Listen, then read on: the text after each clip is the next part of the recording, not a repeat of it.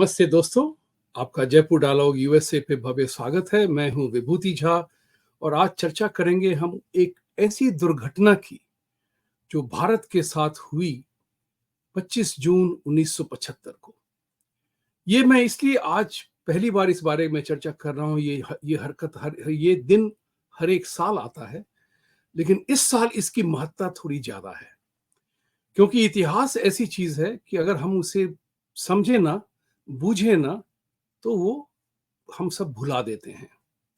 तो दो तीन चीजों के कारण इसकी चर्चा मेरे लिए महत्वपूर्ण हो गई थी, और वो ये है कि भारत आज किस स्थिति से गुजर रहा है। इसके पहले मैं चर्चा शुरू करूं, आपसे निवेदन है, please like, subscribe, support our channel and give your feedback, contribute and support every which way possible. तो चलिए इस बात करते हैं कि देखिए, अभी दो तीन दिन पहले एक एक्स, जो ट्विटर माना जाता था पहले, उस पे एक टाइम्स अलजेब्रा का एक बहुत अच्छा ट्विटर थ्रेड था, जिसमें दो चीजें लिखी गई थी कि टाइम्स अलजेब्रा के रिसर्च या उनके उनके वो जो घूमे और मालूम करना चाहा कि बीजेपी इस तरह से क्यों उनको पूर्ण बहुमत नहीं मिला अपने आप पे। तो दो लोगों ने दो दो चीजें कही। यूथ ने कहा कि क्योंकि भारत में बीजेपी हिंदुत्व पे थोड़ा ज्यादा ही चर्चा कर रही थी, हिंदुत्व को थोपा जा रहा था। और दूसरा था कि उनको जो है, मोदी जी ने जो 400 इस बार 400 पार स्टेटमेंट दिया, वो उनको अखर गया। तो वो मोदी जी को डिनाई करना चाहते थे कि उनको 400 ना मिले। बात यही है ना। इस पे मेरा दिमाग जो था पीछे की तरफ गया। 25 जून आ ही चुका है आज। उस दिन इंदिरा गांधी ने इमरजेंसी ठोकी थी इंडिया पे। वो क्यों ठोकी थी, ये जनरेशन एक्स वाई जी को जानना बहुत जरूरी है, क्योंकि ये 1975 में 25 जून को आई थी। मैं उन दिनों गोखले इंस्टीट्यूट में था, पूना में। तो जब ये इसका ऐलान हुआ, तो इंदिरा गांधी, आप नहीं जानते हैं, ये राहुल गांधी की नानी रह चुकी, दादी हैं। ओके। तो इंदिरा गांधी को इलाहाबाद हाई कोर्ट ने इस बात पे उनकी इलेक्शन को रद्द कर दिया गया था, क्योंकि उन्होंने स्टेट गवर्नमेंट की रिसोर्सेज को यूज करके अपने प्रचार में, अपने कैंपेन में, उन्होंने स्टेट गवर्नमेंट की रिसोर्स को अपनी पार्टी के लिए यूज किया। इस बात पे कितनी महत्ता है ये मैं इसकी उसको अलग रख दीजिए, लेकिन वो डिस्क्वालीफाई हो गई। उतना ही नहीं, उनकी इलेक्शन को रद्द भी नहीं किया गया, रद्द किया गया, और उसके अलावा उनको फ्यूचर इलेक्शन लड़ने की मनाही हो गई। तो इंदिरा गांधी, सोचिए, अगर वो जेल जाती, सत्ता से निकल जाती और फिर दूसरा इलेक्शन नहीं लड़ती, तो शायद भारत के लिए बहुत अच्छा होता। लेकिन इंदिरा गांधी ने इमरजेंसी ठोक दी। कैटेगरी क्या थी, ये कॉन्स्टिट्यूशन में प्रावधान है इमरजेंसी लगाने का। फाइनेंशियल, पॉलिटिकल, इंटरफेरेंस, वॉर, इन सब कारणों से आप इमरजेंसी लगा सकते हैं।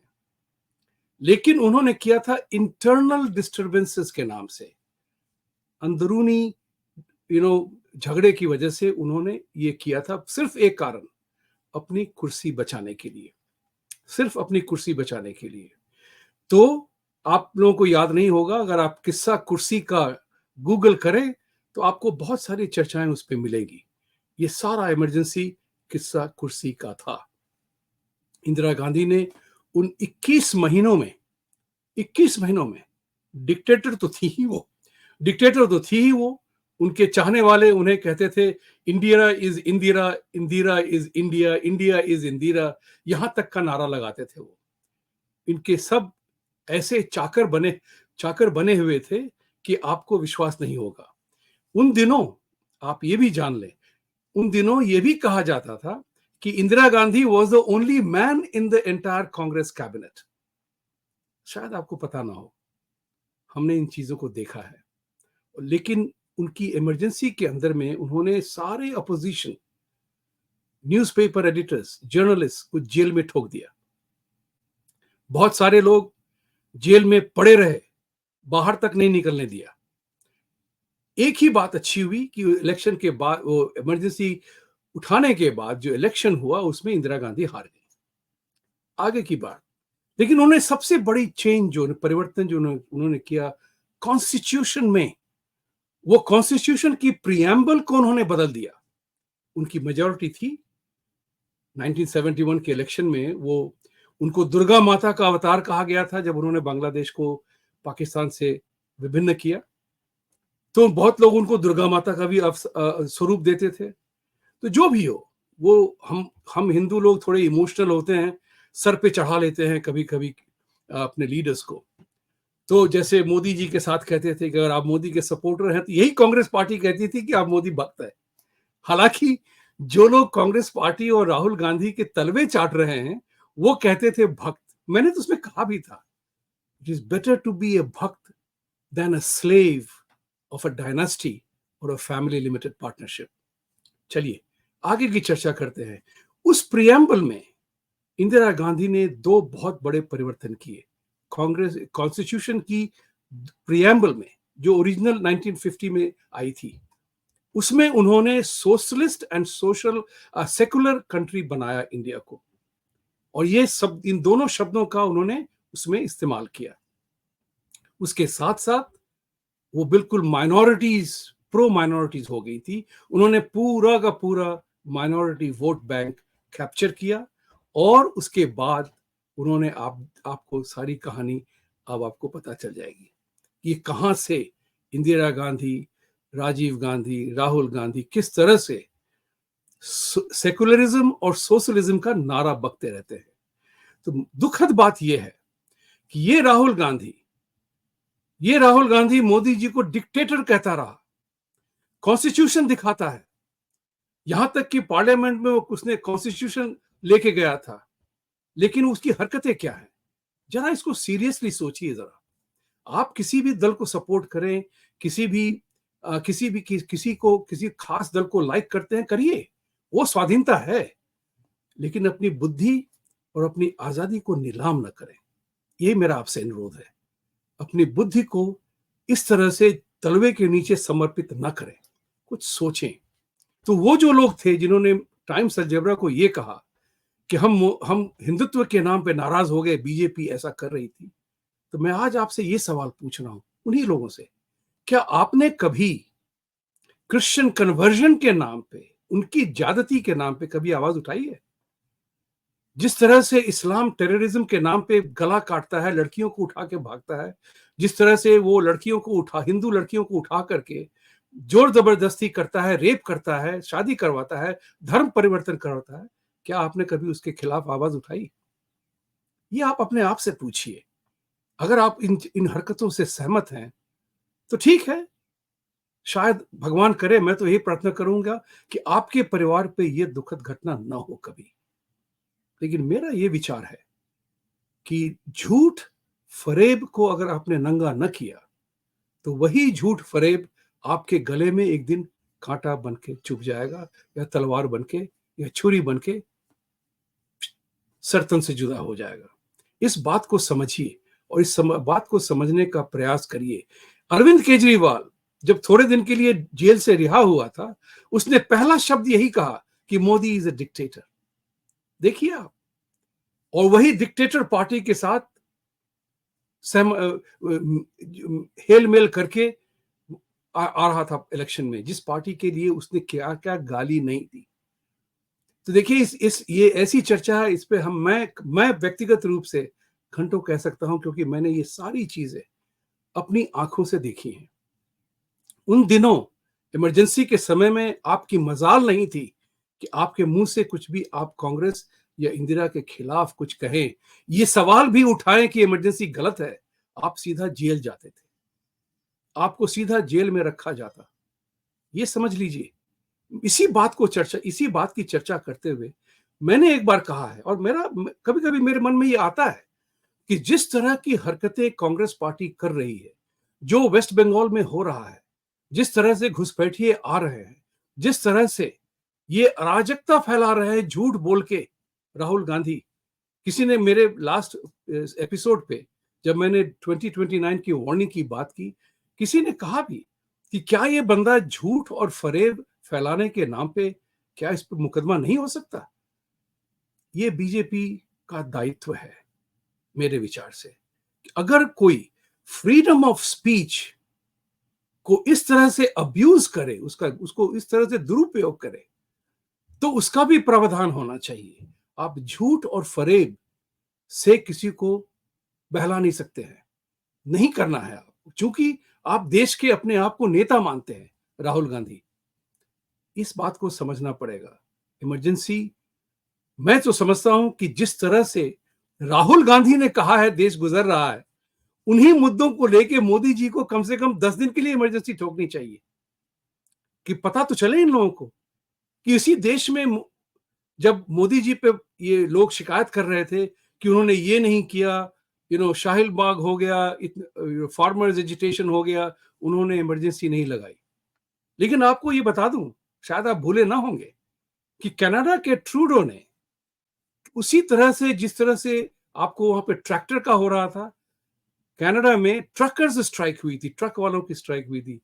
ट्रूडो ने इमरजेंसी लाद करके उनके बैंक अकाउंटों को छापा मार के उनके पूरे कहते हैं पीसफुल डेमोन्स्ट्रेशन को बंद किया था। ट्रूडो ने, जो किसानों के आंदोलन की तारीफ कर रहा था, और वो भारत को यह सजेशन दे रहा था कि आप वहां पे फार्मर्स की फ्रीडम को नष्ट ना करें। तो ये जो दोगलापन है ना, इस दोगलेपन से हमें बाहर निकलना होगा। देखिए, हर आदमी जो भी काम करता है आप उसकी क्रिटिसाइज कर सकते हैं। कल ही की बात है, परसों की बात है, ऑस्ट्रेलिया को अफगानिस्तान ने T20 में हरा दिया, राइट? तो क्या ऑस्ट्रेलियन टीम की आज कोई भर्त्सना कर रहा है? कोई नहीं कर रहा है। खेल खेल था, जिसने अच्छा खेला वो जीत गया, राइट? अफगानिस्तान सेमीफाइनल में है। अफगानिस्तान के कैप्टन ने यहां तक बात कही कि आज अब हमारे देश में अगर कोई खुशी की बात होती है वो क्रिकेट ही है। तो मैं ये कहना चाहता हूं आपसे कि इस तरह का जो खेल होता है ना, इसको समझिए, स्पोर्ट्समैन मेंटालिटी लाइए। आप मोदी जी की जितनी शिकायत करनी हो कर लीजिए, लेकिन फीडबैक दीजिए, कंस्ट्रक्टिव फीडबैक दीजिए। ये नहीं कि उनकी आलोचना ऐसे करें कि उनकी निंदा ही करते रहें आप और उनको गाली देते रहें। That's not a feedback. Alright, this is what is important. So June 25, 1975 को आप कभी भूले नहीं। जिस तरह से ये नौटंकी केजरीवाल और राहुल गांधी संविधान के बारे में बोलते हैं कि संविधान को मानते हैं, उसी ने उस संविधान में उसकी दादी ने ऐसा उल्लंघन किया था कि अगर वो संविधान का वो प्रावधान अगर लग जाता, इमरजेंसी नहीं आती, तो शायद भारत बहुत खुशहाल होता। ये नकली गांधी, नकली नेहरू, ये सब सारे थे, गांधीगिरी सब नहीं देखते हम।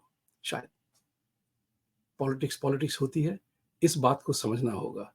इस बात को आप न भूलें। ये नई पीढ़ी जो है ना, जो आप लोग अभी हैं, जनरेशन X, Y और Z, मैं कहता हूं अपने इतिहास को पढ़ें, देखें। आजकल आपके पास इतनी शक्ति है कि एक छोटे से आईफोन और स्मार्टफोन पे आप दुनिया की कोई खबर भी अपने उंगली पे रख सकते हैं। दुनिया आपकी मुट्ठी में है। आप उसको खोल के पढ़िए कि इंदिरा गांधी ने इमरजेंसी क्यों ठोकी थी, क्या क्या किया था। और ये राहुल गांधी, ये पप्पू नहीं है भाई। मैं एक बात को और भी कहना चाहता हूं, राहुल गांधी को कोई अंडर एस्टिमेट मत करिए। बड़ा घाघ आदमी है ये बहुत ही साइकोलॉजिकल ट्रॉमेटिक पर्सन है ये। इनके परिवार में बहुत सी दुर्घटनाएं भी हुई हैं। इसके पिताजी को हत्या हुई थी, इसकी दादी की हत्या हुई थी। तो मैं इस बात को मानता हूं कि वो साइकोलॉजिकली बहुत टेरराइज्ड है बंदा। उसकी तो अपनी हस्ती नहीं है, आइडेंटिटी नहीं है। वो बंदा कुछ भी करेगा अपने स्वार्थ के लिए। आपका स्वार्थ, हमारा स्वार्थ उसके मन में है भी नहीं। जो भी है वो नारेबाजी, वो सबसे बड़ा डिक्टेटर होगा। आखिरी चर्चा इस बात को कहूंगा कि जिस तरह से उसकी पार्टी ने कर्नाटका में अजीत भारती जी के पीछे FIR लगा दिया था, इसलिए कि अजीत भारती ने उन्हीं के पार्टी के एक सदस्य की जो वीडियो बहुत पॉपुलर है, मैंने भी उसको आज उसको उस पर चर्चा की है अपने एक्स पे। तो जब उसने इस बात को कहा तो उसको वहां एफआईआर फाइल करके उन्होंने पुलिस वालों को दिल्ली भेजा, नोएडा भेजा। नूपुर शर्मा, संजय दीक्षित, आनंद रंगनाथन, इन सबों पे जो उनका जो उसका जो तरीका है वो इस्लामिस्ट कम्युनिस्ट टूल है। वो व्यक्ति पर प्रहार करो, एक व्यक्ति पे प्रहार करोगे बाकी 100 चुप हो जाएंगे। इस बात को ख्याल रखिएगा जरा। ऑलराइट, चर्चा करता आज की बंद करता हूं। सत्यमेव जयते, सत्य को जिताने के लिए आपको लड़ना पड़ेगा, तभी सत्य की जीत होगी। धन्यवाद।